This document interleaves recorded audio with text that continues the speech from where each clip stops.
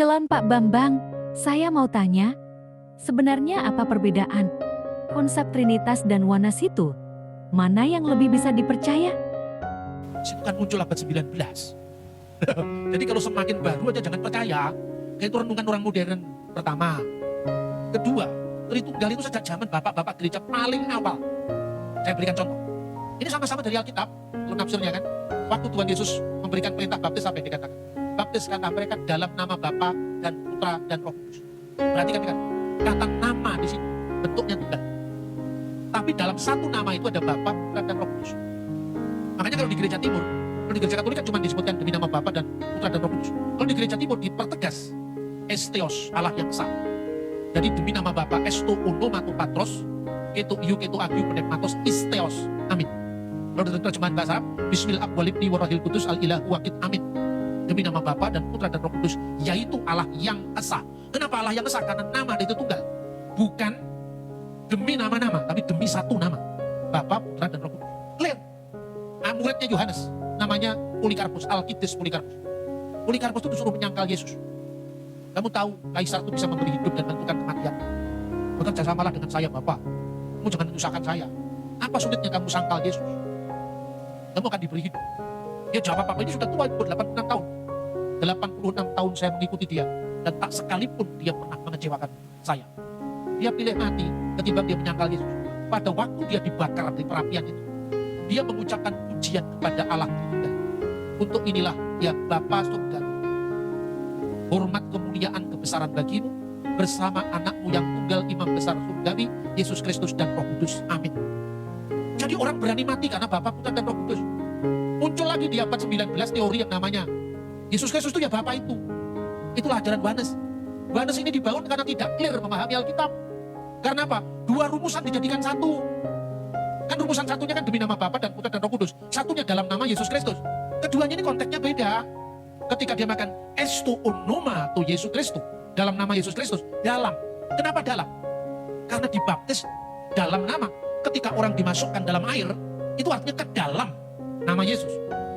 Sedangkan dalam nama Bapa dan Roh Kudus itu iman yang dipahami, Bapa, Putra dan Roh Kudus. Tapi berkat salibnya Yesus, gitu loh.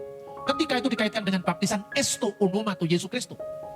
Tapi ketika berkaitan dengan pengorbanan Yesus, kata yang dipakai bukan esto onoma, tapi epi tu onoma, di atas nama Yesus Kristus. Kenapa di atas? Semua ada dalam Alkitab, dalam Kisah Para Rasul. Kenapa di atas nama? Di atas nama, di atas kuasa, di atas pengorbanan Yesus Kristus, kamu menjadi percaya. Di dalam Yesus itu, di dalam baptisan, orang diselamkan. Karena apa? Karena Yesus Kristus. Dalam nama Bapa dan Roh Kudus, menjadi umat yang satu dari Allah yang kita sembah, yang adalah Bapa wujud Allah, Putra firman Allah, Roh Kudus rohnya Allah. Tidak perlu dipertentangkan. Tapi kemudian orang mengatakan, Bapa, Putra, Roh Kudus itu ya Yesus itu ya salah. Yesus itu bukan Bapa. Yesus itu firmannya Bapa yang menjadi manusia. Jelas nama Yesus itu bukan nama Allah dalam keabadian. Itu nama kemanusiaannya ketika menjadi manusia. Anak yang dilahirkan itu akan disebut Yesus karena dia akan menyelamatkan umatnya. Jadi dinamakan Yesus itu ketika firman jadi manusia. Kristus itu pengurapan. Sebagai Mesias itu, makanya diurapi itu Masiah. Masiah yang diurapi. Tidak perlu dipertentangkan. Terus kedua, Oneness itu mengaburkan antara Kristologi dengan Tritunggal. Kristologi itu Yesus itu sepenuhnya Allah, sepenuhnya manusia. Yang satu dengan Tritunggal itu kealahannya, kemanusiaannya yang enggak. Karena kemanusiaannya mati, kemudian disalib, kemanusiaannya bisa lapar, kemanusiaannya bisa haus, itu kan kemanusiaannya. Jadi kalau Bapa itu Yesus, berarti Bapa bisa mati. Pada Allah tidak bisa mati, ya kan? Yang disebut Allah sang Bapa itu merujuk pada keilahian wujud ilahi. Makanya tidak seorang pun pernah melihat Allah. Jadi Allah Bapa tidak bisa digambar. Yang gambar Allah Bapa itu ajaran Mormon. Mana Allah Bapa bisa digambar? Alkitab mengatakan Allah itu tidak ada seorang pun yang melihat. Tapi anak tunggal yang di pangkuan Bapa, dialah yang menyatakannya. Kenapa Yesus bisa digambar? Karena sudah berinkarnasi menjadi manusia. Clear kan ajaran Alkitab itu? Makanya sebetulnya salah satu muncul bingar-bingar perdebatan itu karena kita tidak setia pada bapak-bapak gereja kita. Kalau belajar Alkitab jangan langsung Luther. Luther kan baru abad 16-15. Harus dari setelah Yohanes punya murid namanya Polikarpus, Polikarpus punya murid namanya Irenaeus, Irenaeus punya murid namanya Hippolytus. Harus urut sampai zaman modern gitu loh. Kalau gitu, ya bapak gereja kan bisa beda pendapat. Beda pendapat kan masih dekat dengan peristiwa.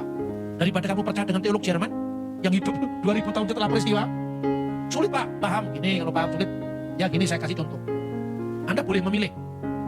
Pilih saya atau pilih Sentot Prawiro Dirjo tentang Diponegoro. Pilih mana? Sentot Prawirodirjo bukan dokter, saya dokter. Ayo sekarang, Sentot Prawirodirjo kalau memberi informasi tentang Diponegoro, kesalahannya sedikit. Ya dia bisa salah karena dia bukan Diponegoro kan.